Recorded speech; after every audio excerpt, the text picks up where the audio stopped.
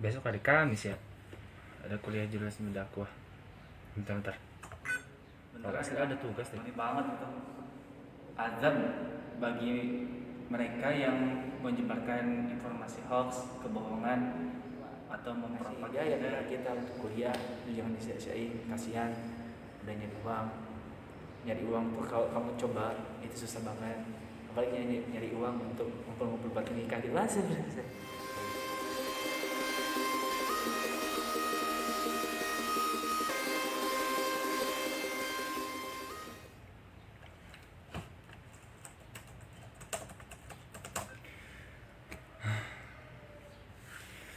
Udah tanggal 22 nih, 22 September, hari Rabu.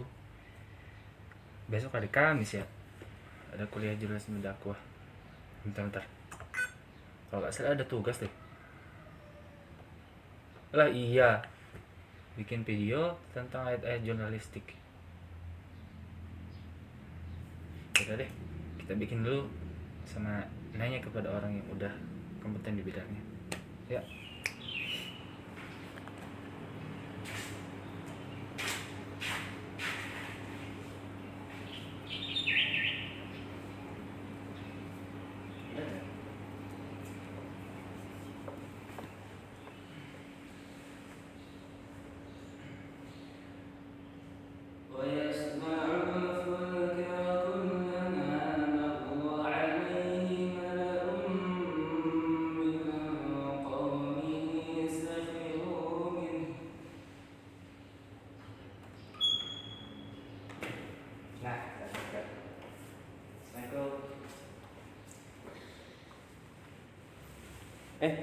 Udah lama gak ketemu. Gimana kabarnya? Sehat? Ganggu waktunya sebentar. Jadi gini kan, saya tuh kebetulan ada tugas mata kuliah jurnalisme dakwah. Dalam tugasnya itu harus ngejelasin tentang ayat-ayat jurnalistik. Nah sekarang tuh saya mau tanya ke Akang udah pernah kuliah di UIN Sunan Jati Bandung, jurusan KPI juga. Saya baru semester 3 KPI, bikin video tentang ayat-ayat jurnalistik. Nah mungkin saya karena di sini mendatangi Akang gitu ya. Jadi mungkin minta dijelaskan tentang ayat-ayat jurnalistik, bagaimana nanti tuh kalau misalnya jadi jurnalis ada rambu-rambunya gitu. Khususnya kita sih sebagai orang muslim gitu. Oh ini boleh praktikan? Oh, udah.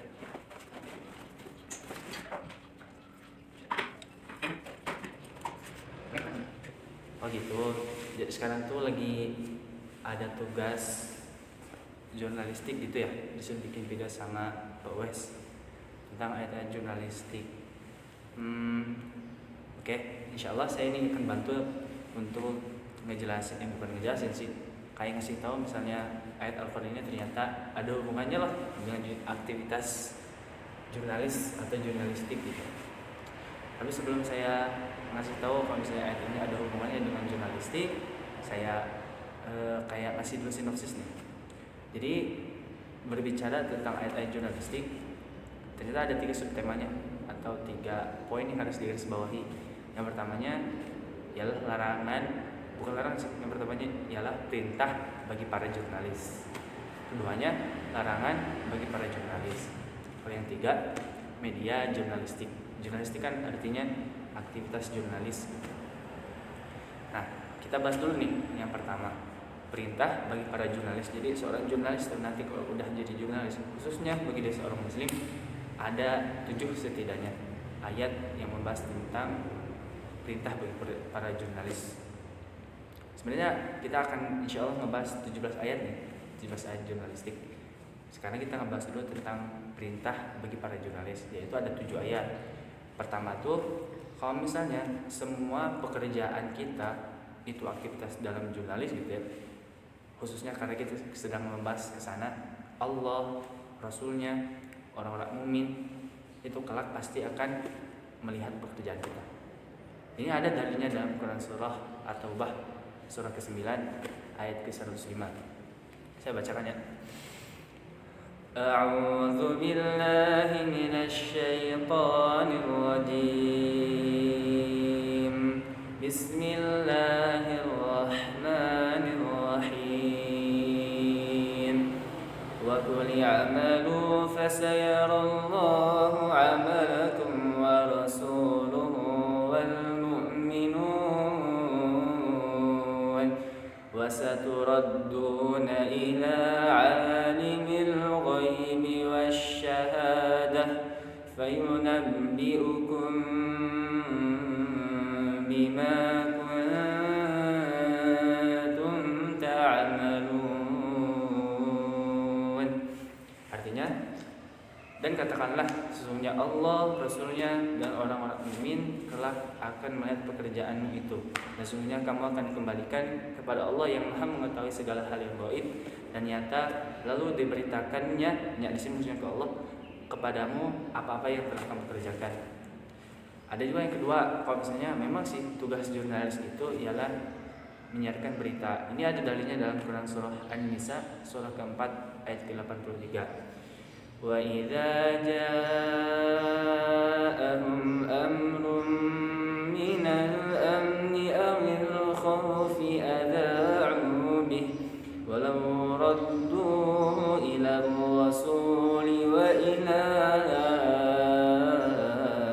ulil amri minhum la'allimahu alladhina yastanbitunahu ولولا فضل الله عليك ورحمته لاتبعتم الشيطان إلا قليلا. Artinya, dan apabila suatu berita datang kepadamu tentang keamanan dan ketakutan, lalu menyiarkannya, dan jikalau mereka menyerahkannya kepada Rasul atau ulil amri di antara mereka, maka orang-orang yang mencari kebenaran pasti akan mengetahuinya dari mereka, Rasul dan ulil amri di antara mereka. Ada juga yang ketiga, itu mohon maaf tadi jadi namanya jadi gonta-ganti, jadi ganti-ganti. Tapi insya Allah lah, yang penting penyampaiannya bisa dipahami gitu. Yang ketiganya ialah kalau misalnya seorang jurnalis itu harus menyeru kepada yang ma'ruf, mencegah dari yang munkar. Ini tuh ada dalilnya dalam surah Al-Imran surah ketiga ayat ke-104. وَلْتَكُنْ مِنْكُمْ أُمَّةٌ يَدْعُونَ إِلَى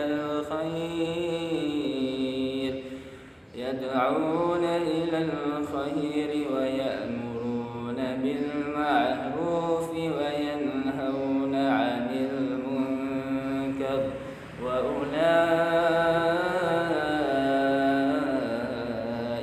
هُمُ المفلحون. Artinya, dan hendaklah ada segolongan di antara kamu yang menyuruh kepada yang ma'ruf, mencegah dari yang munkar, dan mereka itulah orang-orang yang beruntung. Yang keempat, kalau misalnya seorang jurnalis itu setiap ada berita harus cross check dulu, harus ditabayun dulu, harus dipastikan dulu kebenarannya. Ini ada dalilnya dalam surah Al-Hujurat surah ke-49 ayat ke-6. Ya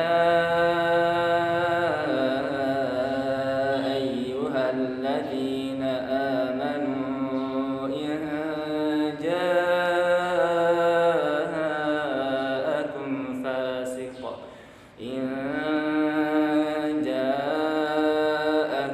fasiqun binaba'in fatabayyanu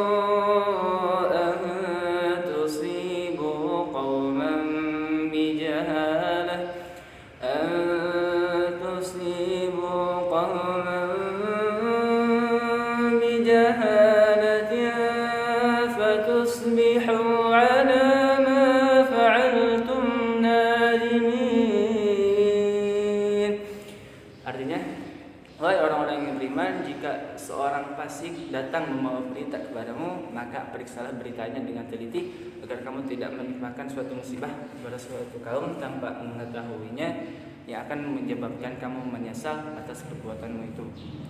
Ada juga sekarang yang kelima, kalau misalnya jurnalis itu harus menyusun berita dari headline-nya, dari substansinya harus mudah dibaca. Ini ada dalilnya dalam surah An-Nahl surah ke-16 ayat ke-125. Ud'u ila sabili rabbika bil hikmati wal maw'izatil hasanati wajadilhum billati hiya أحسن إن ربك هو أعلم بمن ضل عن سبيله وهو أعلم بالمهتدين. Artinya, dan serulah manusia kepada jalan Rabbmu Tuhanmu dengan hikmah, perkataan yang baik, dan bantahlah mereka dengan cara yang baik. Sesungguhnya Allah lebih mengetahui siapa yang tersesat dari jalannya dan juga siapa orang yang mendapatkan petunjuk. Yang keenam, kalau misalnya jurnalis itu harus adil ketika menyiarkan berita, maksudnya netral itu, enggak memihak kepada salah satu pihak, objektif itu, menyampaikan fakta secara sebenar-benarnya. Ini tuh ada dalilnya dalam surah Al-An'am surah ke-6 ayat ke-152 yang bunyinya tuh ialah wa idza qultum fa'dilu walau kana dza qurba wa bi'ahdillahi awfu dzalikum wassaqum bihi la'allakum tadhakkarun. Artinya, dan jika kamu berkata, hendaklah kamu berlaku adil walaupun itu kepada kerabatmu sendiri, dan penuhilah janji Allah, demikian diperintahkan kepadamu agar kamu mengingatnya. Yang terakhir, perintah bagi para jurnalis itu yang ketujuh ialah seorang jurnalis itu harus selektif ketika memilih suatu informasi. Ini ada dalilnya juga dalam Quran surah Az-Zumar surah ke-39 ayat ke-18. Bunyinya الذين يستمعون القول فيتبعون أحسنه أولئك الذين هداهم الله وأولئك هم أولو الألباب. Artinya, dan jika kamu mendengarkan suatu perkataan tapi kamu lebih memilih untuk mendengarkan yang baik-baik atau mengikuti yang baik-baik, ulaika alladzina hadahumullah, maka mereka itulah orang-orang yang mendapat petunjuk dari Allah Subhanahu wa taala. Wa ulaika hum ulul albab, dan mereka itulah orang-orang yang berakal. Mungkin itu perintah bagi para jurnalis. Sekarang mungkin sebelum dilanjut ke larangan bagi para jurnalis, mungkin ada tanggapan dulu dari Kang Indra. Saya mungkin agar terasa lebih hangat gitu, tidak ada dialog antara kita. Oh, jadi memang lengkap ya dalam Al-Quran itu. Soal jurnalistik aja ternyata memang ada aturannya gitu. Tadi juga disebutin ada 7 perintah dari dalam Al-Quran gitu ya Pak, untuk bagi para jurnalis agar dia nanti kalau misalnya jadi jurnalis bahwasanya tugasnya inilah gitu, bahwasanya kamu tuh harus gini loh, Allah tuh udah ngatur sedemikian rupa gitu. Padahal gitu kali gitu kan. Ya lanjut masih ada kan ya Kang? Kan kita lanjut ya. Sekarang tuh subtema yang kedua, seperti yang tadi saya kasih tahu di awal kan. Larangan bagi para jurnalis. Yang pertama tuh, para jurnalis itu dilarang untuk menerima berita bohong. Ini ada darinya dalam Quran surah An-Nur surah ke-24 ayat 12 yang bunyinya laula id sami'tum dhannal mu'minuna wal mu'minatu bi anfusihim khaira wa qalu hadha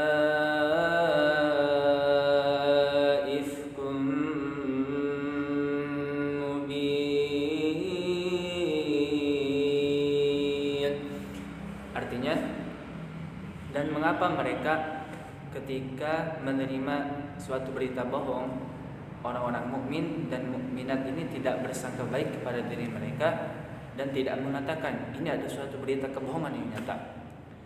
Yang kedua, seorang jurnalis itu dilarang untuk menyebarkan berita bohong atau perkataan dusta. Ini ada dalilnya dalam Quran surah Al-Hajj surah ke-22 ayat ke-30.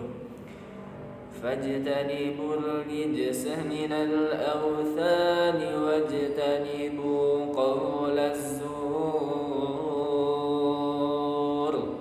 Artinya, maka jauhilah olehmu berhala yang najis itu dan jauhilah perkataan dusta. Yang ketiga, seorang jurnalis itu juga nggak boleh menyebarkan berita tentang perbuatan keji. Ini juga ada dalilnya dalam Quran surah An-Nur surah ke-24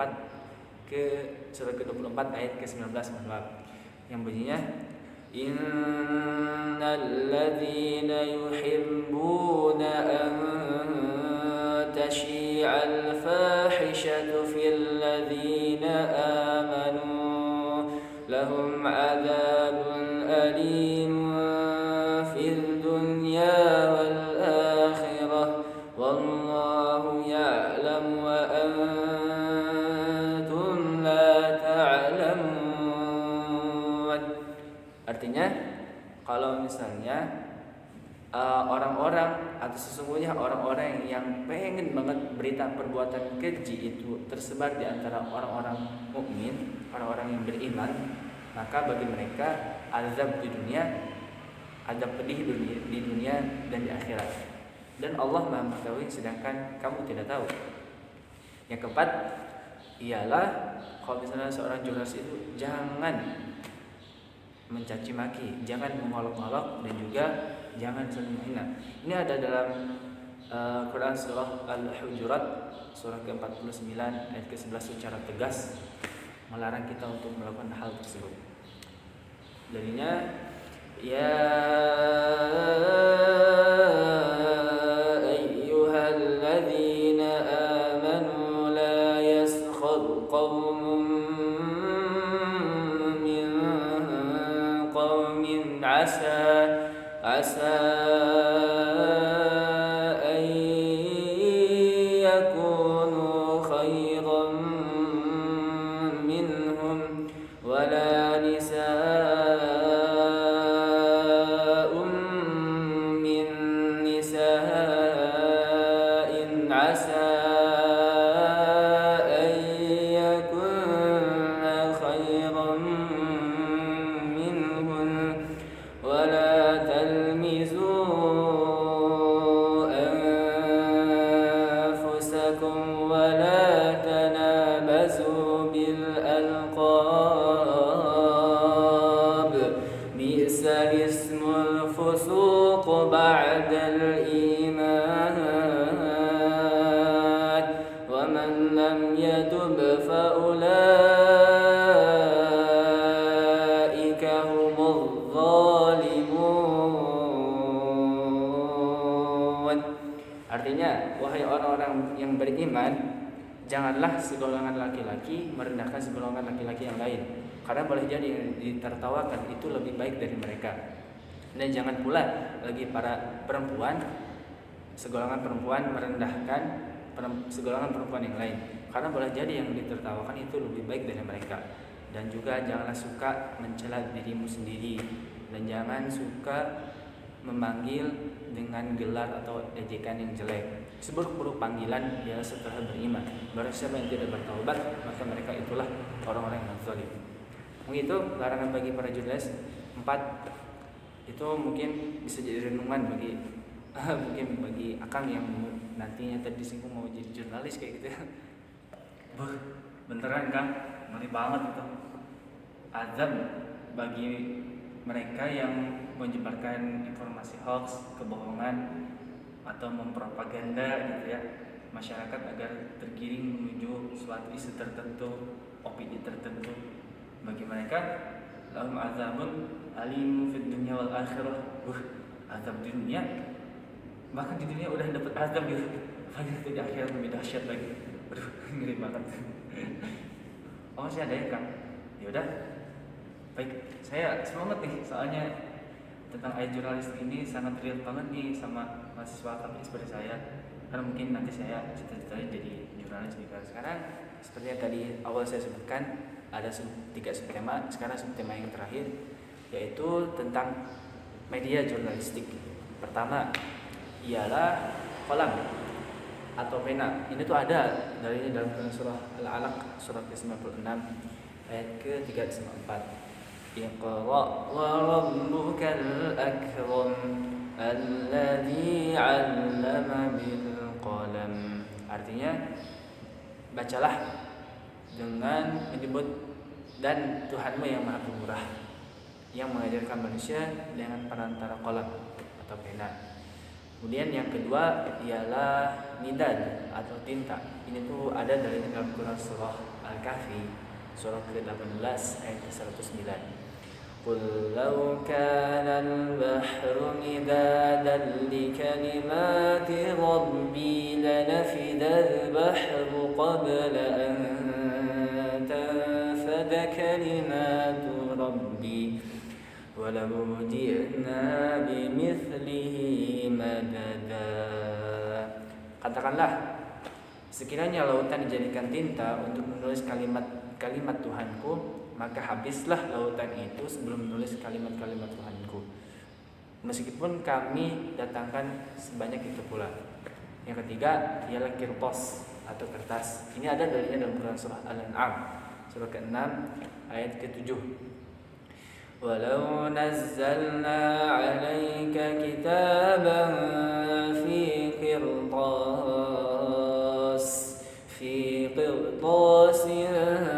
falamasuhu biaydihim laqala alladhina kafaru in hadha illa sihrun mubin. Artinya, dan jika kami turunkan kepadamu tulisan di atas kertas dan mereka dapat menyentuhnya, maka tentulah pasti orang kafir akan berkata, ini sungguh sihir yang nyata.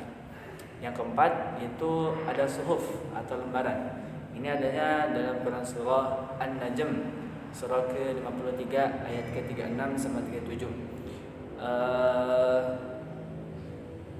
Bukan am lam yunabba bima fi suhufi Musa wa Ibrahim alladhi waffa. Artinya, ataukah belum disampaikan kepadanya apa yang ada dalam lembaran-lembaran Musa dan lembaran-lembaran Ibrahim yang selalu menyempurnakan janji. Yang keempat ialah barusan yang keempat ya. Tadi itu kita bahas dulu ya. Tadi itu pertama kita ngebahas tentang kolam atau pena. Kedua kita ngebahas tentang midad atau tinta. Ketiga kita ngebahas tentang kirtos atau kertas. Keempat barusan kita ngebahas tentang suhuf. Berarti yang kelima yaitu raq. Raq itu lembaran tertulis. Ini adanya dalam Quran surah Al-Mutaffifin surah ke-83 ayat ke-19 sama 20. Wa ma adraka ma 'illiyun kitabun madhkur.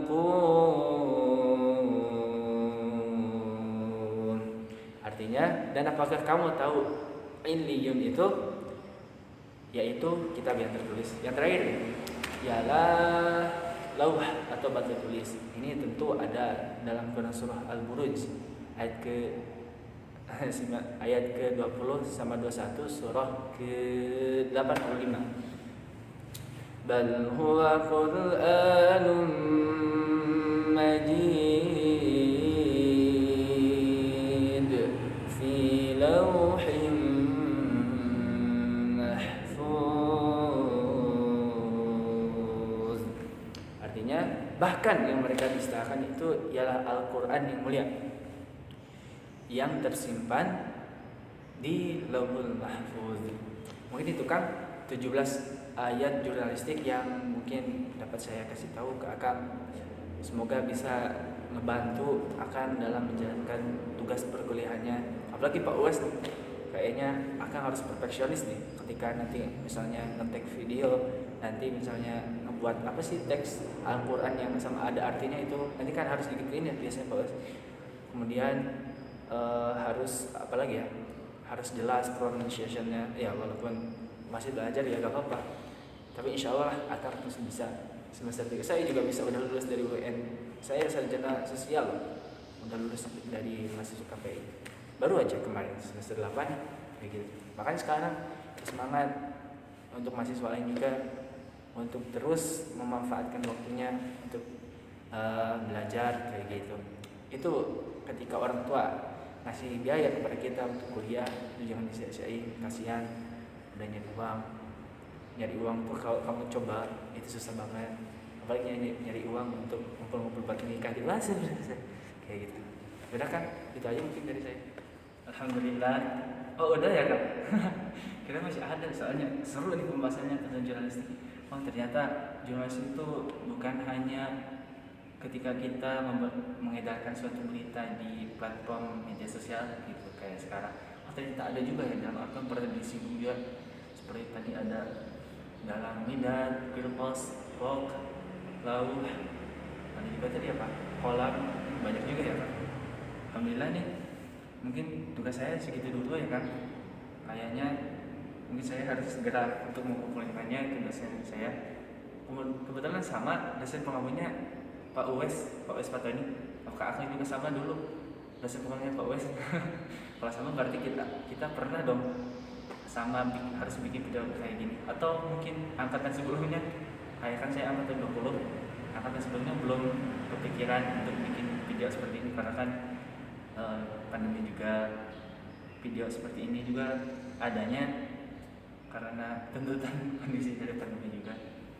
Yaudah kan, saya mau ngucapin banyak banget terima kasih. Jazakallah khairan katsiran udah ngebantu saya untuk nyelesain tugas ini tentang ayat jurnalistik khususnya. Mungkin saya nanti akan datang lagi untuk kalau misalnya disuruh lagi untuk bikin video tugas-tugas yang lainnya gitu. Yaudah kan, itu segitu dari saya. Nggak bisa ngasih apa-apa. Mohon maaf. Yaudah,